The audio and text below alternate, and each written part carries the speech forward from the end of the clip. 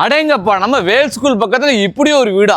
ஏ அப்பா, இந்த அளவுக்கு வீடை செதுக்கி அதுவும் 3.25 சென்ட் லேண்ட்ல தெக்க பார்த்த வீடு. அப்படி வீட்டுக்குள்ள உள்ள வந்து பார்த்தா பெரிய சைஸ்ல கார் பார்க்கிங். அப்படி அந்த கார் பார்க்கிங்லே பார்த்தா சம்பு அமைச்சு கொடுத்துருக்காங்க. சம்பளம் 5000 லிட்டர் கெப்பாசிட்டி. அப்படி வீட்டுக்குள்ள 3 படி ஏறி வீட்டுக்குள்ள குதிச்சா வீட்டோட மெயின் ஹாலு 11க்கு 17 சைஸ்ல நல்ல பெரிய ஹாலு. பெயிண்டிங் எல்லாம் பாருங்க, தெருக்கி விட்டுருக்காங்க. ஹால்லே டிவி யூனிட் அரேஞ்ச் பண்ணி கொடுத்துருக்காங்க.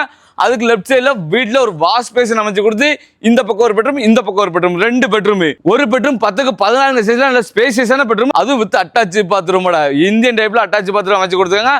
அதுக்கு ஆப்போசிட்ல கிருட்டு 2 சுத்தி அப்படி போய் நேரா பார்த்தா வீட்டோட செகண்டரி பெட்ரூம். செகண்டரி பெட்ரூம் 11க்கு 11 சைஸ்ல நல்ல பெயிண்டிங் எல்லாம் பாருங்க.